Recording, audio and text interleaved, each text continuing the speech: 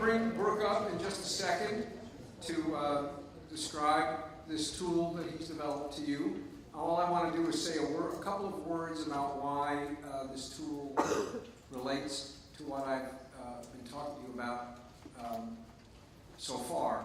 The focus here that I keep slipping in is that wisdom is a moral characteristic.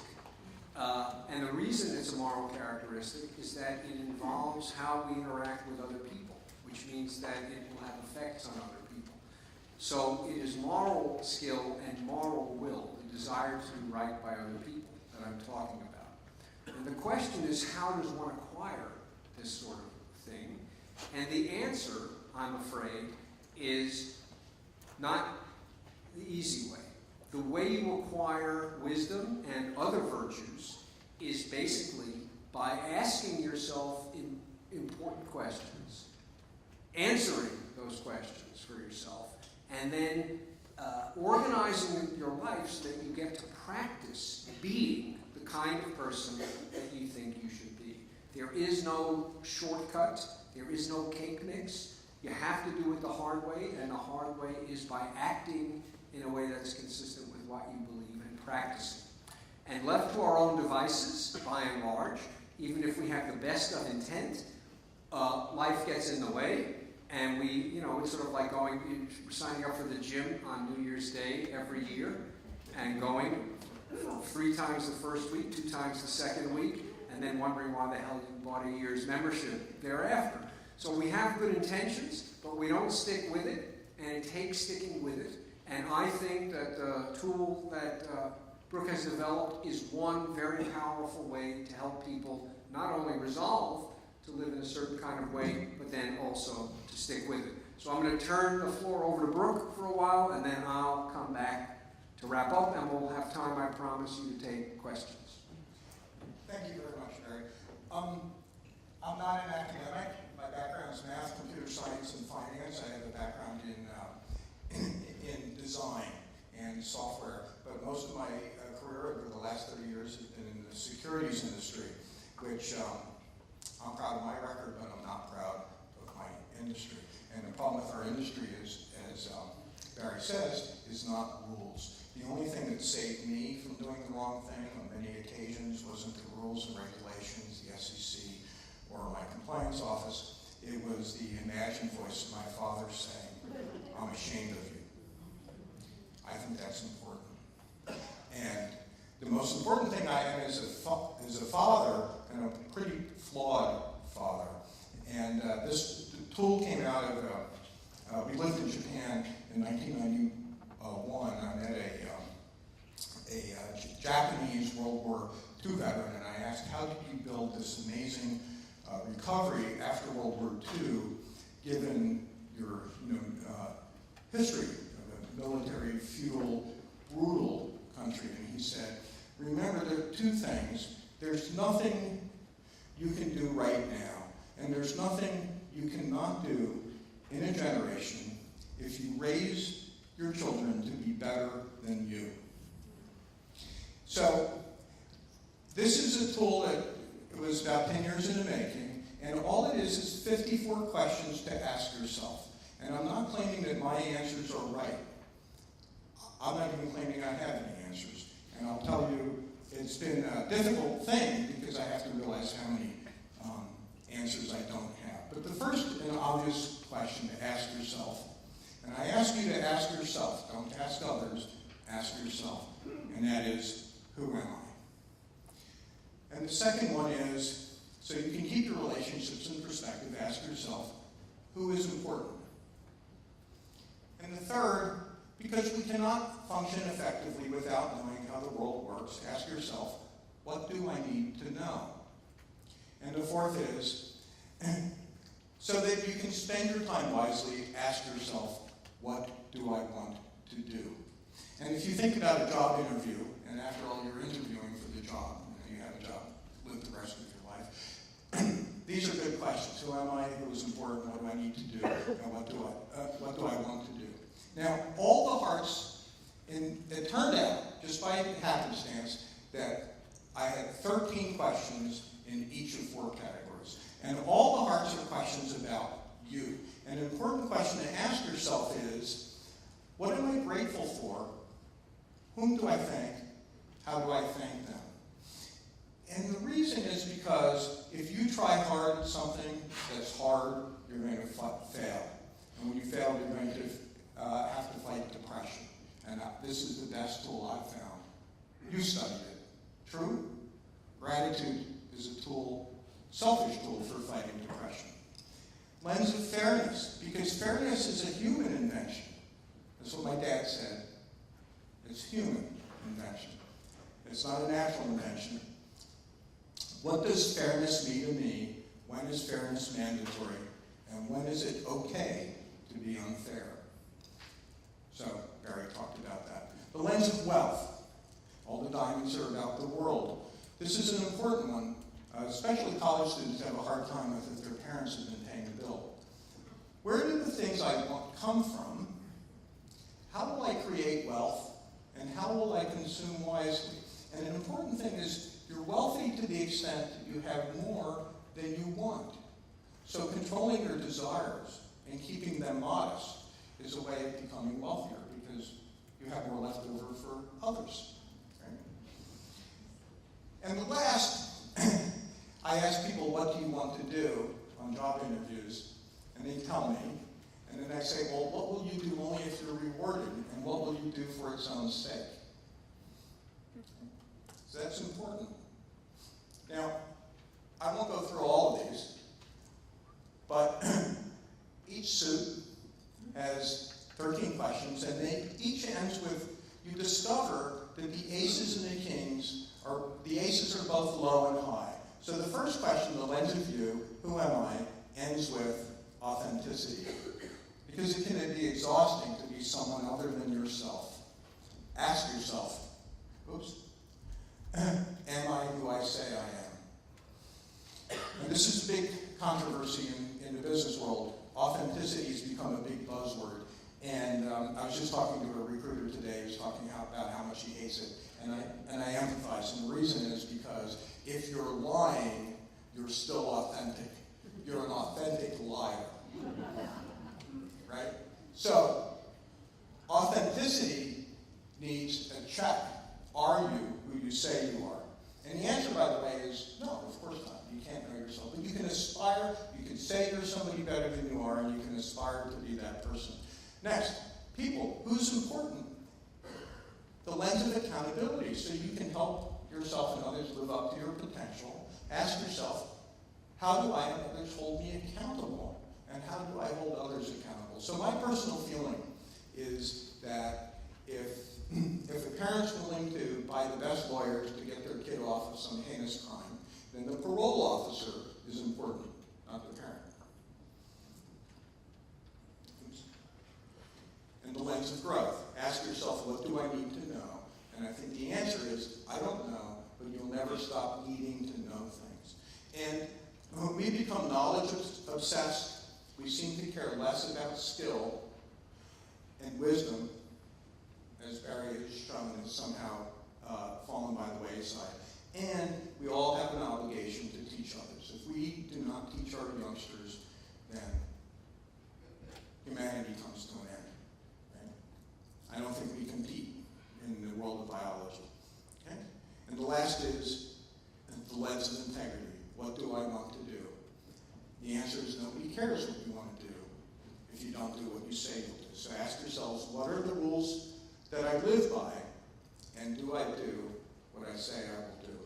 So I found that these four things about you boils down to authenticity, about your relationship with others boils down to accountability, your relationship with the world boils down to growth, and your relationship with your work boils down to integrity.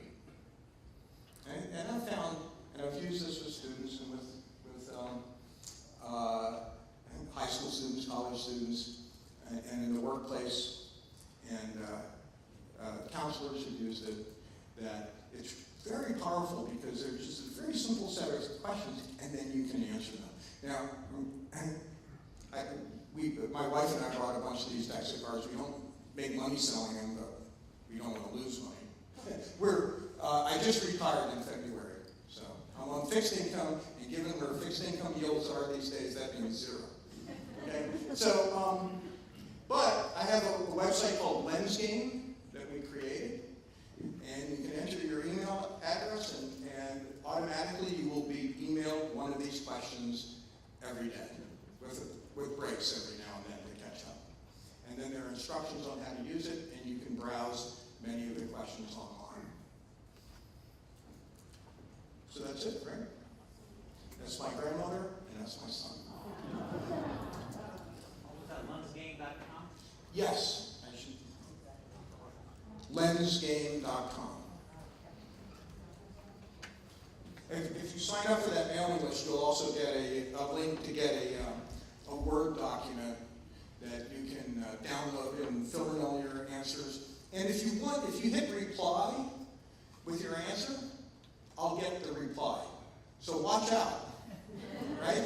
You can forward it to somebody important, you can forward it to yourself, but we have over 1,000 people who've been doing it, and about 300 have been hitting reply, and I've been reading the most amazing things. And people have been talking about how it's changing their lives. Over time, it takes weeks and weeks and weeks, but once you commit in writing to something about yourself, there's something magical about that. I don't understand why, but Barry might be able to answer that. Thank you.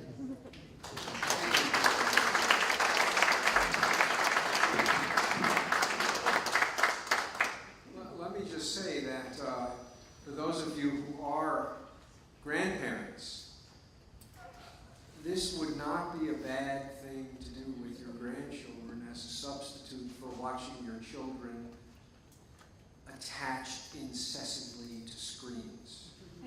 Perhaps this is only my grandchildren who behave in this way.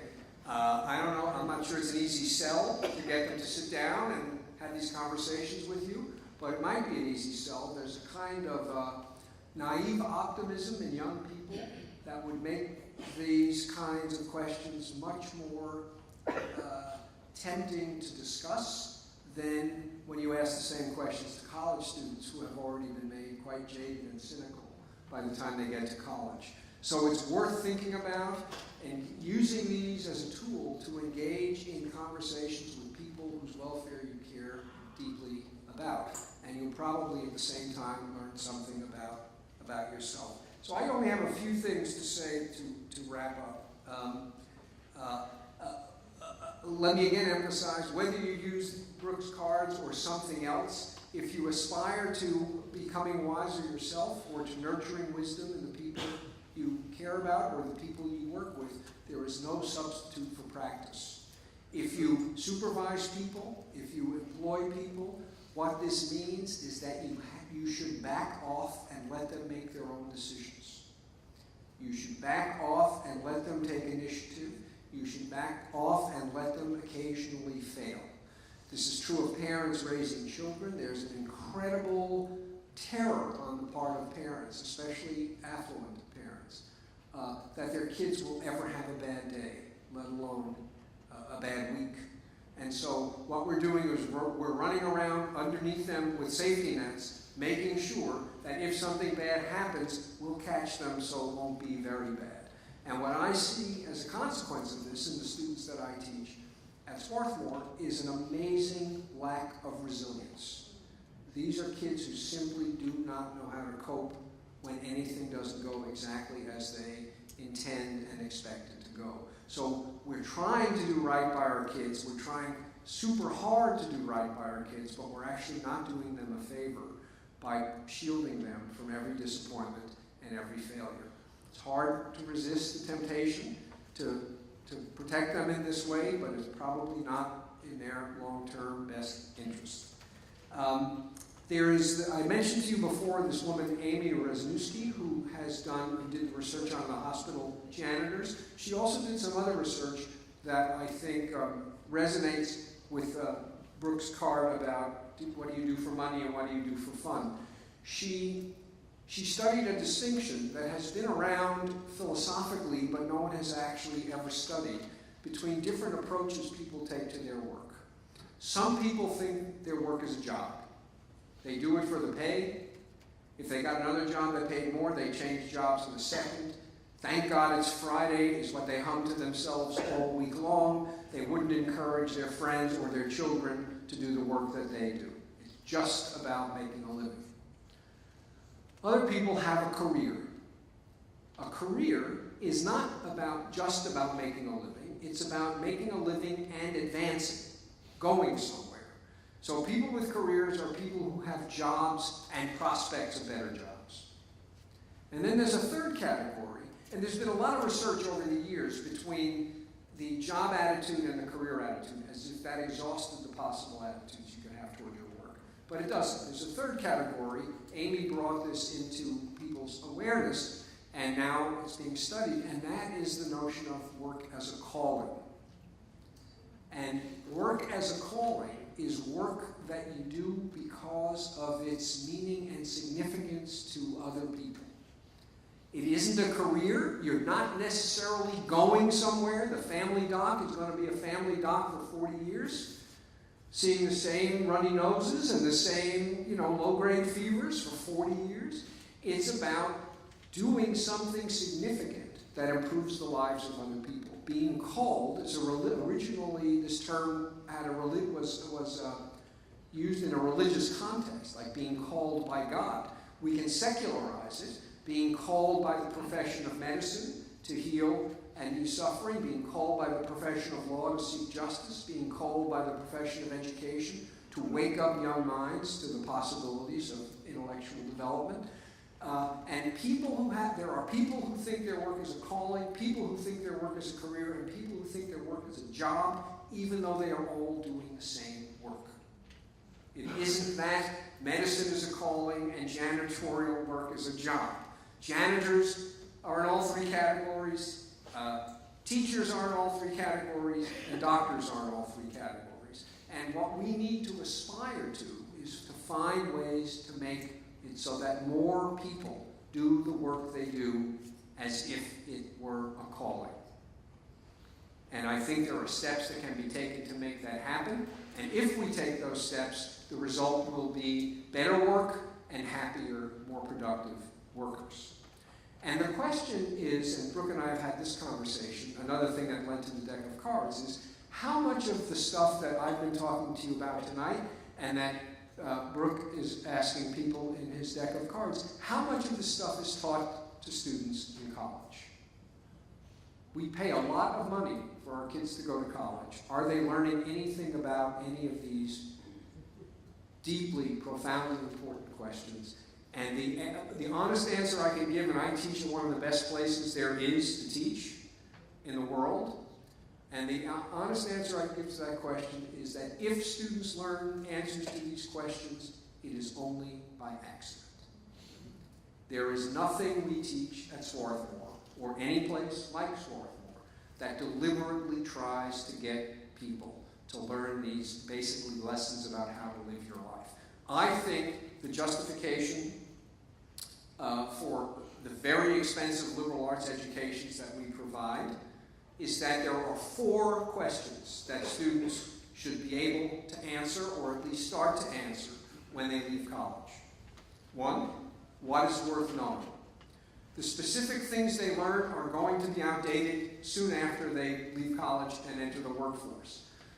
Having an understanding of what's worth knowing is the sort of thing that they are likely to keep with them for the rest of their lives. Do we teach students what's worth knowing?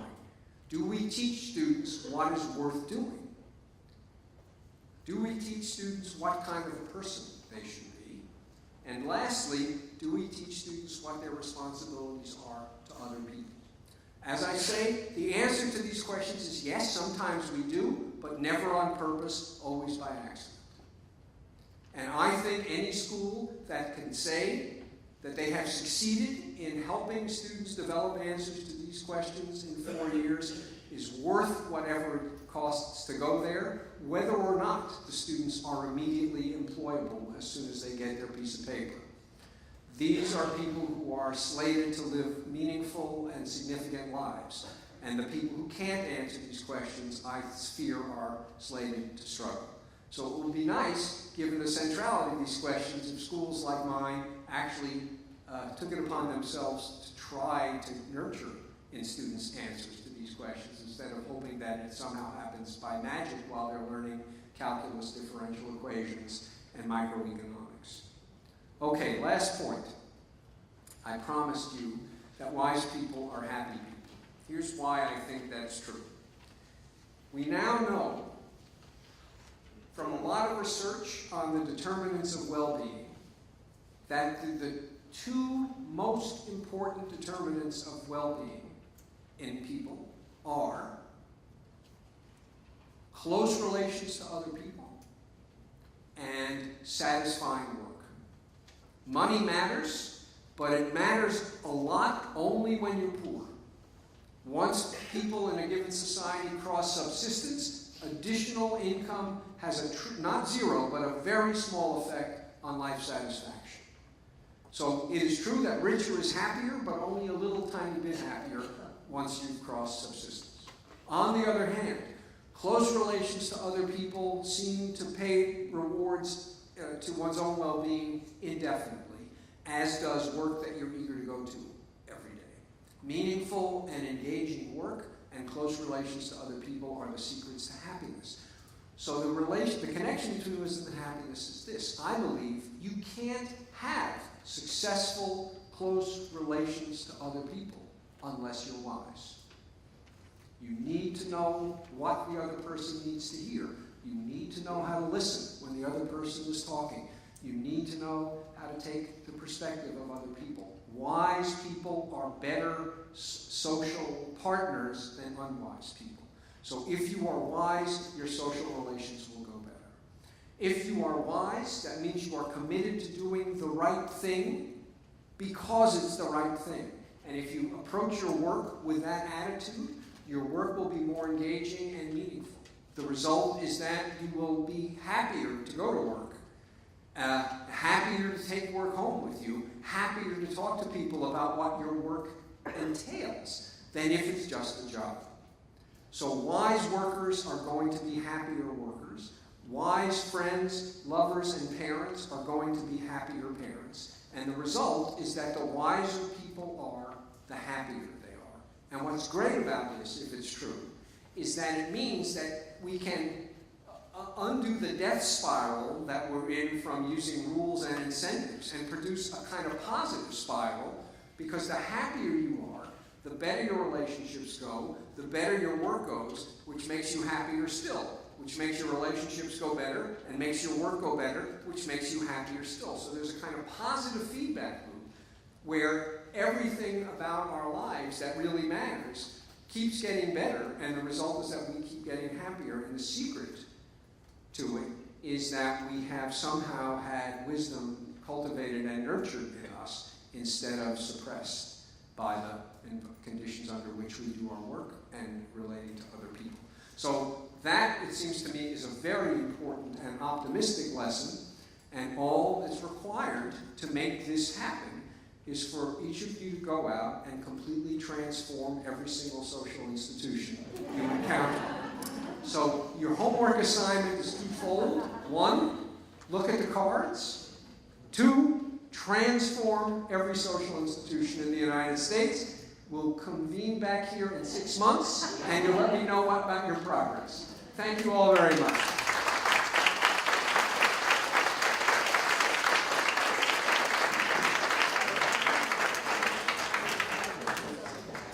We have time for question and answers. Great, so we have time for Q&A, but before, I have to just make one quick announcement. If you look on the back of the program here, you'll see 2 of our upcoming events. And I was speaking with you earlier about the typo. These are actually New York events, not Philadelphia events, as it says. And again, this is the full day event on September 28th. And this one here is Supreme Court, which is July 15th, an evening event with Professor Jeffrey Rose. So I hope this type of incentive is not part of the death spiral Professor Schwartz talked about, but if you do sign up today and hand us the card, you will get a deck of Brooke's cards. So thank you, Brooke, for that. And I think both Brooke and Professor Schwartz will be here to answer questions. So if you just raise your hand, we have 2 microphones that we'll bring around. So.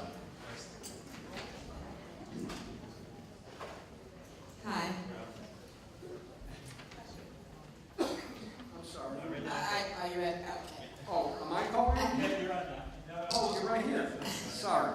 At some point, and I'm so sorry, I can't tell you exactly what it was in reference to, but you singled out medicine, doctors, as people, the only people that were in a position where they really could not make a mistake. You said not lawyers I mean, you don't mean couldn't in the sense that they were infallible, but Oh, couldn't, no. and But the they stakes were also- too high. The stakes were Fair too enough. high. Yes. But I take issue with that because certainly if a lawyer doesn't do his or her job properly, somebody could spend a life in prison or be executed. If a bus driver, you get it. I do get your point, and here's the thing. I mean, look, in every occupation, there are mistakes that are potentially catastrophic. The reason I focus on medicine is that there you are in the operating room, and if you screw up in the next 10 seconds, there's a dead person.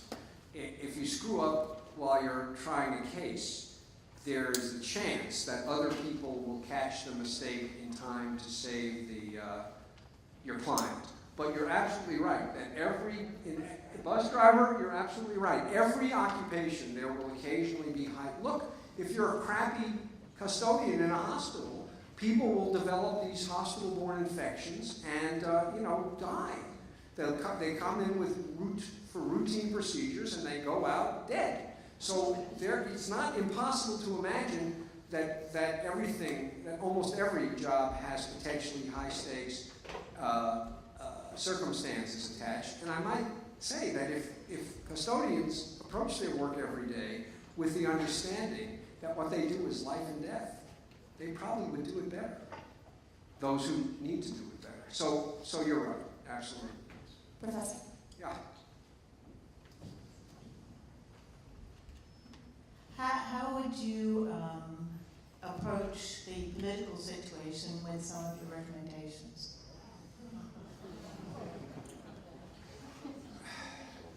I don't know the answer to that.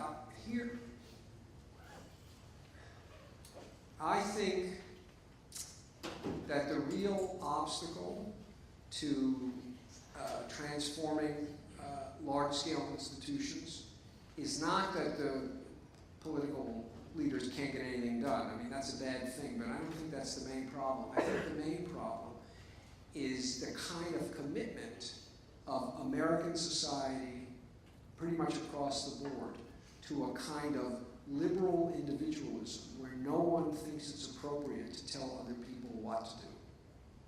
What's right for you is one thing, what's right for me is another thing. Who am I to tell you how to live your life?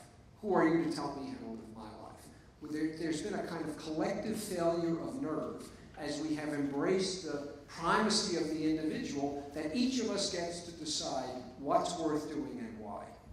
And this whole approach that I've been talking to you about tonight, and this approach of virtue, what's called virtue ethics, is the antithesis of that. It says these are virtues. People who have these characteristics are good people, objectively good people. And it is not only appropriate to insist that people cultivate these virtues, it would be irresponsible for us not to. And there are not too many people who are willing to have that kind of a conversation as part of the public discourse. You might be willing to have it with your friends.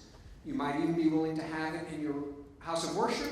But when it comes to the public sector, it is nobody has the right to impose their values on you. And I think that's a huge impediment to changing the tenor of the conversation. Can I answer that? Sure. Okay. So one thing that had a big impact on me was 2 days before Obama's first election, I asked a Haitian taxi driver, what do you think? We might elect our first ever black president. And he said, it doesn't matter because the United States is no longer a community. He said, I'm Haitian. We cannot survive in your country without a community. But you don't even know what a community looks like anymore.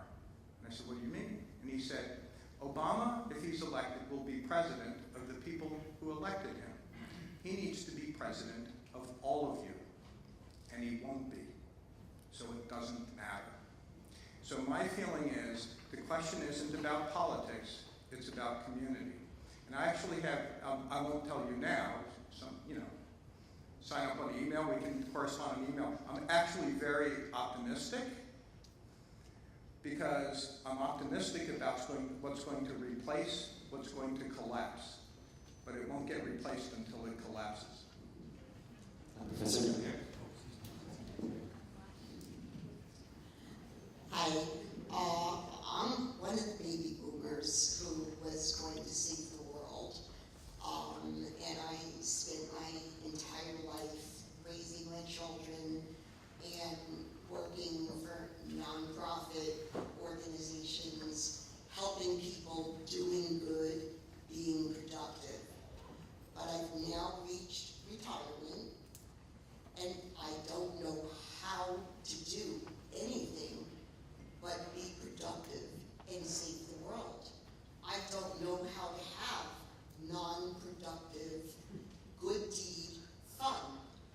How do you learn how to do that? How do you get this? I'm retired and I'm volunteering for 8 different charities. And I've befriended a homeless man with no legs who sits in a wheelchair in the city and bring him lunch once a week. So how do you have non-productive fun or develop it? So let me understand this. What you're describing now, you think is a problem. I gotta say, I don't think this is a problem at all. I think the problem that you find when you talk with many retired people is exactly the opposite of what you've described. It is, what do you do when you discover that non-productive fun gets old very fast? How do you rekindle the productivity that has characterized you for your entire life? So without intending to, you have solved every other retired person's problem. So no one has any sympathy for you.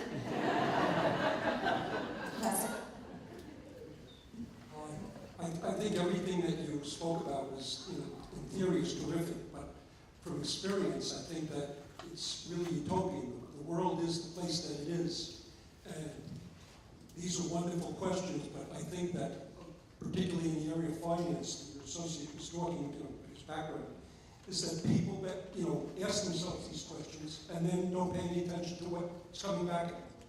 I mean, all the major financial crimes that you were referring to that brought us down were committed by very, very intelligent, bright people who didn't require the money. And they knew right from wrong. But they had lost their moral compass. Well, I would say yes to the brightness, but not obviously yes to they knew right from wrong. I think that's very much up for grabs. This is not about being smart enough to figure these things out. It's about being moral enough to figure these things out. Those two things needn't go together. I'll tell you the reason for some guarded optimism.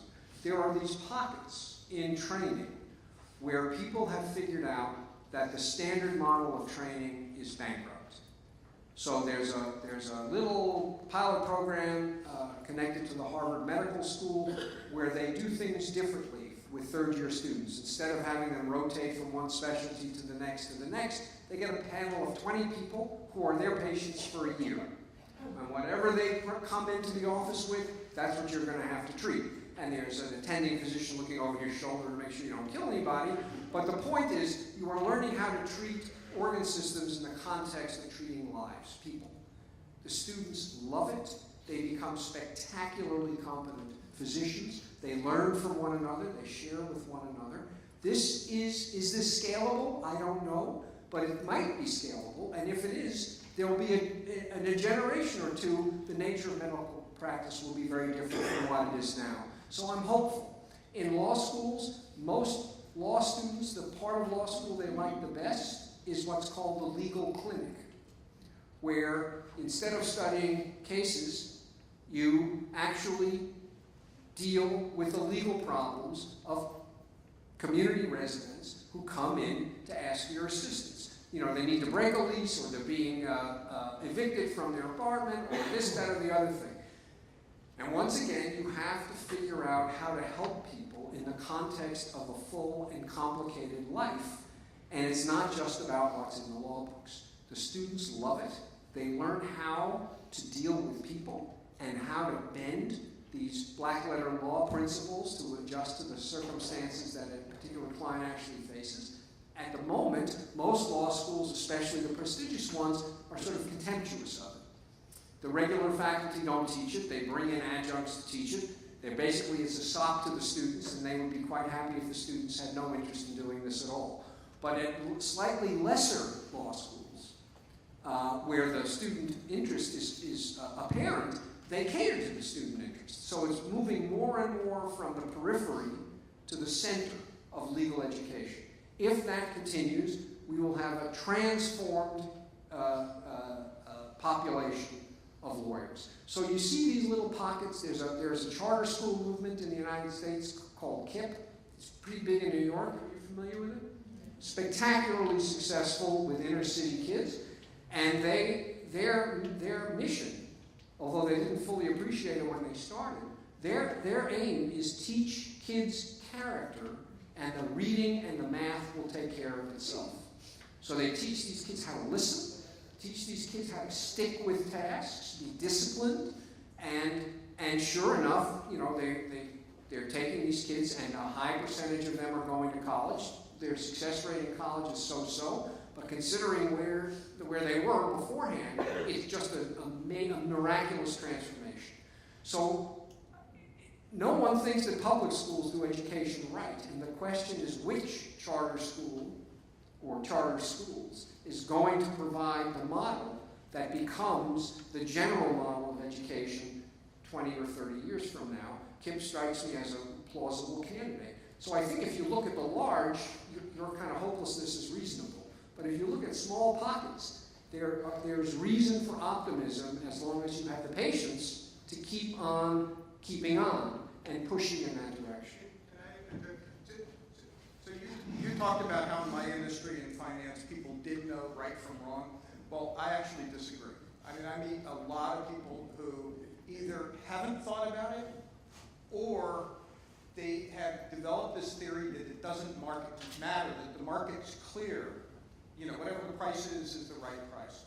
And I was attending a conference where a bunch of miscreants that were responsible for what happened in 2008, which was just a consequence of what happened over 10 years before then, were blaming regulators. And I said, I don't think so. I think it's self-regulation. It's because you guys, I know you were in power and you didn't have to do that. And this one guy blurted out, what do you want? You want people to be good?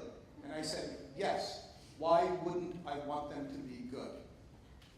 And the room was just silent. It's like, so, and I met a woman who's the head of the vice president of the Board of Education for one of the largest states in the country. And I originally created these cards as a calling card, just like to start conversation, and because I'm proud of it. And she went through them and she said, I want every 7th grader in my state to have a deck. And I said, isn't that young? And she said, no. These are the questions of adulthood that you ask naturally when you cross into puberty, when you're no longer a child. And we drown out those questions, the questions that matter, with answers to unasked questions like, what's the cosine of 60 degrees? Nobody, I was a math major, I've used math my entire life, I've never needed that. So I really do think it boils down to raising our children better. And I wrote a story about that. The problem with Wall Street boils down to bad cunning. Moving up the educational food chain, what would you do specifically at Swarthmore to cultivate the values and the virtues that you're talking about? What do I do, or What would you do? Well, or if not Swarthmore, Oberlin, or SUNY Purchase. Well, what I said that I believe to be true is that nobody does any of this on purpose, but some of it is done by accident. So clearly we value people aspiring to engage in activities that will improve the lives of other people. We provide financial support for students to do projects that will improve the lives of other people. They can get academic credit for engaging in such projects and writing, reports on it. So we certainly make it clear that not all future career paths are created equal from our point of view. When we teach in small classes, then we are teaching people how to collaborate, how to listen, how to answer questions, how to ask questions, and all of those things I think go into, especially how to collaborate, go into the development of the kind of skill that I'm talking about. Almost nobody does anything alone anymore. I mean, pretty much almost no one ever did anything alone. But nowadays, everything is a collaboration. And if you don't know how to collaborate, you will fail. And you can't collaborate well unless you can inhabit the world of the people you're trying to collaborate with. So I think we do that, but we're not doing it to try to cultivate good people. We're doing it because we think it will promote their intellectual development, and the fact that it helps to cultivate good people is a kind of accidental and much admired byproduct. So I don't think we try to do this at all. What would you do additionally at Swarthmore to cultivate good people? I may have them go through, the people I teach, to go through this deck of cards. I'm trying to get this deck of cards to be a part of a freshman, what we used to call freshman orientation. We don't call them freshmen anymore because it's sexist. So now we call them first-year students. So I think, look, I think orientation has become almost shameful because it's mostly about the 6,000 ways to have fun while you're in college, and it has no intellectual content at all. And I think that's especially shameful at a place like Swarthmore, which prides itself on its intellectual demandingness and seriousness. So adding something like this, these cards, as part of the discussion that entering students have before their classes begin, and then conceivably get the themes that are addressed in these cards get picked up in work they do later on, would transform the community. But so far, I have not yet gotten them to commit to doing it. I'm still hopeful that they will. And interesting, this woman from this Board of Ed said, I said, how do I get you to give these students to these cards to the students? And she said, you don't. I want them in the hands of the students. I want the students disturbed by these questions and bringing them to the school and making the answer to the assignment of the teachers. She said, we have it backwards. We're not encouraging the students to ask the right questions and holding ourselves accountable to guiding them. We're just teaching them what we can get on the syllabus, like trigonometry. Anyway, I think we have to leave it there. Thank you all so much for coming.